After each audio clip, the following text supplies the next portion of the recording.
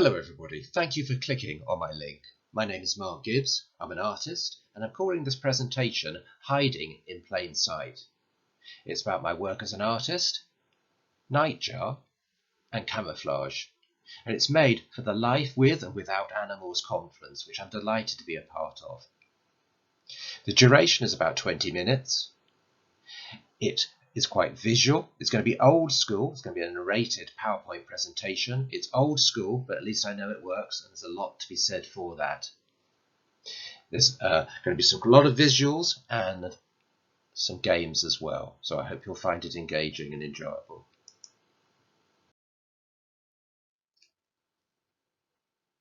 Here's a picture of me in the studio. Underneath the picture there's my website and Facebook page if you'd like to learn more. So, I'm fascinated by Nightjar, and I make paintings and sculptures. Generally my artwork is rooted in nature, but exploring contemporary themes. And I'm particularly interested in the overlap between the natural world and military technology, military history. This slide is a taster image of some of the artwork I'm going to be talking about in this presentation. On the top level, working from left to right, there's one of my paintings, a drawing, one of my sculptures on the bottom level, and then in the right-hand bottom corner, some of my work with children, an image that I use to work with children. And I'll tell you about all of these things as we go along. So my aims of this presentation are to introduce you to Nightjar, to talk about the challenges of military and natural camouflage, and to look at how similar these are. I make hybrid paintings and sculptures, and I think there is a trend in modern technology to learn from the natural world. And modern technology, military technology in particular, is becoming in some ways ever closer to a natural life form. You think about drones, for example. So I make hybrid paintings and sculptures. I've also got some games for you to play as well. So if you look at the image on the screen, we've got a European nightjar there. Now they're called European, and they migrate in our summers, so they would come to Britain in our summers, and there are two populations. One flies from the Middle East, and one flies from the Democratic Republic of Congo, around about that area in Africa. And for an artist who is interested in conflict, the natural world and conflict, you can see that both of those regions are sadly very troubled. So these are nocturnal birds. They come out at night and they hunt insects. They've got the best night vision of any bird. So they have small bills and they have bristles around the bills, which along with their acrobatic flight enable them to hunt mainly moths and insects. And although they've got small bills, that white stripe, the mouth, opens out, so they've got huge mouths. But one of the most striking features is just how well camouflaged they are. And if you look how the plumage matches the trunk it's sitting on really, really well. The birds also orientate themselves in such a way as to blend in with the branch. So unlike most birds, which might perch crosswise, Nightjar generally perch longitudinally, and this one is sort of woken up a bit, but when they're dormant during the day, they take on a very strange shape. They sort of mimic the shape of the branch as well.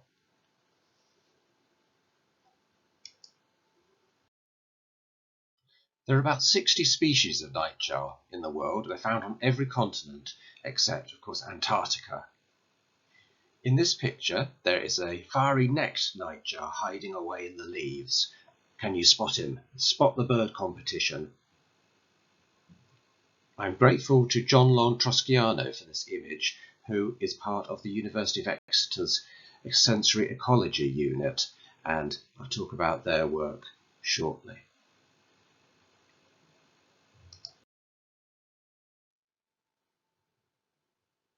There we go. So I've credited the image, the scientific study here by Martin Stevens, John Lontroschiano, and some other authors. The findings of this study show that nightjar have a very high level, a much higher level of self-awareness than you would think. So of course they choose a general background, but they also choose a very specific and exact background, the best specific background for their plumage. So that means that they have a very good self-awareness, a very high level of self-awareness. Very surprising. So here's one of my artworks. It's a drawing on the cusp of being a painting, another sort of hybrid. I wanted people to immediately go to the birch trunk and then perhaps a second later notice there's a bird concealed. This image was published in a book celebrating the work of artists during the lockdown. And I associated myself with the bird hiding away, sort of keep your head down, stay at home, don't move. The editor took a different interpretation. He saw the bird as the ever-present virus, the danger. Now that's a much greater, much darker interpretation than I had intended, but it's really interesting because actually it accords very well with the folklore. So nightjar, perhaps because of their very strange call and their nocturnal habits, are associated in folklore worldwide with the other world. They're seen as liminal beings flitting from the other world to ours, and as premonitions of death, and also particularly plague. So it's interesting how you can interpret an image differently. As well as being a professional fine artist, I work in a busy inner city youth club, and I've been working with colleagues to deliver sessions during lockdown via Zoom. And we've been with the kids, we've been playing a game which mimics the evolution of camouflage, and I'll talk to you about that later in the presentation. So there's a picture, another painting of a nightjar hiding away in plain sight. I love painting dappled light. It's very, very challenging. And of course, painting anything camouflage is really challenging because it's going against all the traditional composition. Normally, in a painting, you want to make your subject stand out. But of course, if you make it stand out too much, it's not going to be camouflage. So it's this sort of funny push-pull thing. You can see that I've started to actually incorporate camouflage fabric within the painting.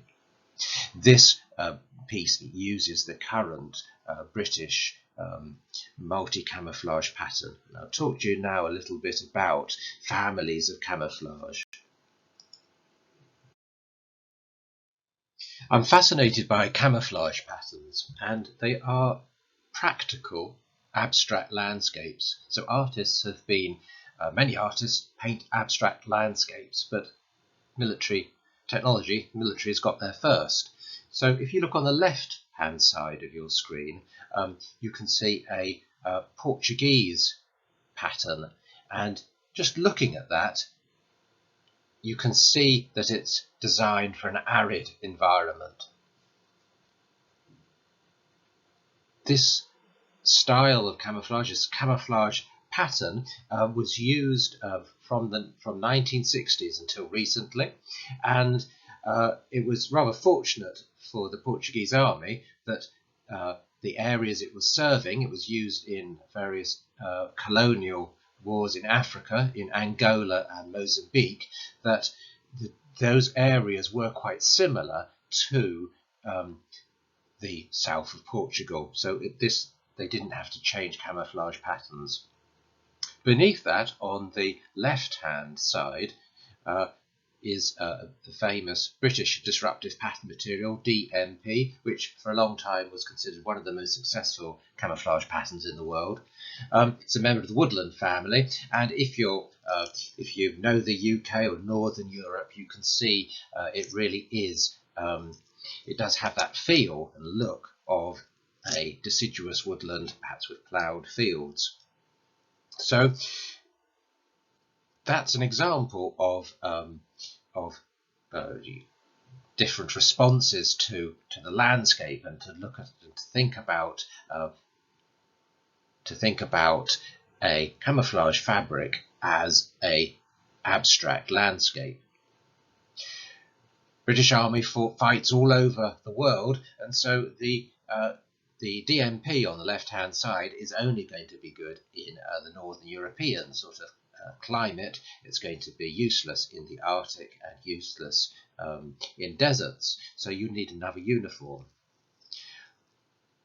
Equipping soldiers with lots of different uniforms is very expensive, and the goal, the gold standard, would be to get a uniform that could be used in any environment condition, and that's very difficult.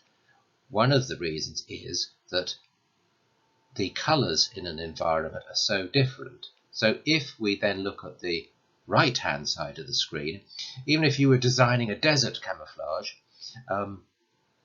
are you going to have a yellow desert, a grey desert, or a pink desert? And there's examples of those scenes in the boxes.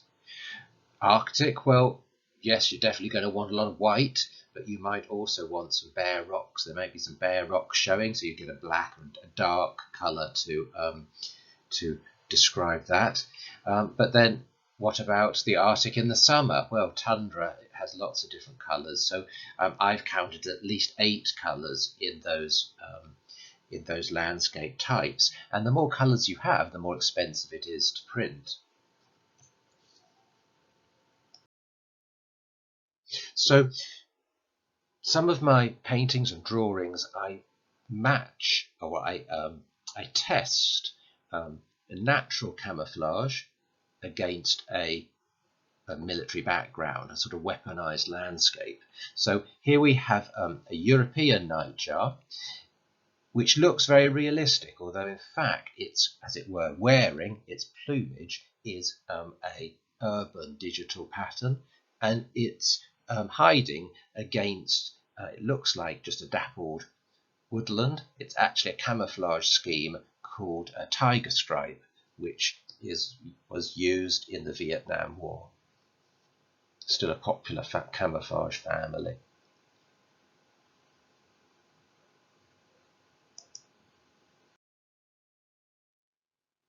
So the goal of military camouflage, one of the goals, wouldn't it be fantastic to design a camouflage pattern that would work in all environments, or most environments, and that would be called a multi-camouflage. And the US military has had a very mixed success at doing this. This is a pattern which is very ambitious. It's a digital pattern. It's very ambitious because it only uses 3 colours. It was used in Iraq and Afghanistan. Here we have some soldiers in Afghanistan. Fantastic against a very light, arid background, but absolutely useless against green. The problem is called isoluminance. The problem was it's too light and there's insufficient disruptive contrast. So this program cost 5 billion. It was very, very popular with soldiers, and as a 5 billion cost, and it's now been replaced. There's some references here on that program. Nightjar and their close New World relatives, nighthawks, there's a picture here, they've had millions of years of evolution to sort this problem out. And when you think about a bird that migrates across, for European nightjar, they'll go across arid African countryside, maybe jungle, then desert, then arid European countryside, and then more northern European as it approaches Britain and all the way back again. Their camouflage has to work against lots of different backgrounds. And nighthawk, their US, New World cousins of Nightjar. They're found everywhere from New Mexico right up into Canada. And if we look at the close-up here of their plumage, again, very ambitious. There's perhaps only one or two colours. Well, there's two or perhaps three different colours, but it's fractal. So the pattern repeats at different scales, and that's one of the reasons it's so effective. So each individual barb has variation, and the pattern, you have a pattern on a large scale and a pattern on a small scale. And that fractal pattern is extremely effective. And some modern military camouflage patterns are learning from that. So this is a pattern called Cryptek, and it was inspired by the shadows formed by camouflage netting. And the hexagons in it are different scales. So you've got tiny little hexagons and you've got big hexagons, and that creates a sort of undulation of the optical field. Color-wise, it's very simple, but that hexagon does a lot of work. So talking about thinking about camouflage testing, I've been sort of testing and making weaponized landscapes. So here we have a bird, a European nightjar, but it's in natural plumage, but it's hiding against a Cryptek inspired background.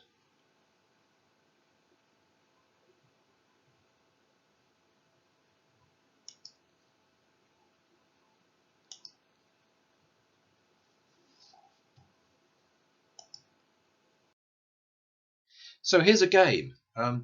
During lockdown, we played this at the youth zone. So I'll let you, you can come back and read this. But there are the rules, and these are the resources. And this was the winning, one of the children's versions, the winning evolution, the winning variant that was best in most of the situations. So I also make sculptures.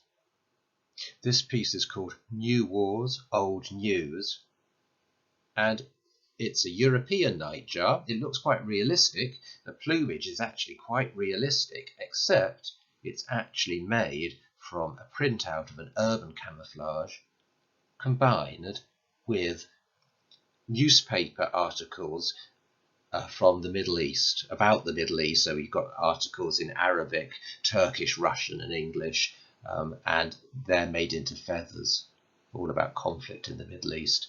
And as you might remember, one population of nightjars, they overwinter in the Middle East. Here's a sculpture. It's a hybrid of various different species of nightjar. But if you look closely, you see I've also mixed some of the feathers with jet wings from a model kit. So a hybrid of natural form and technological form. Thank you so much for watching this video. I hope you found it interesting. If you'd like to learn more, please do come to my website or my Facebook page, and it's been a great opportunity to share my work with you. Thank you very much for watching.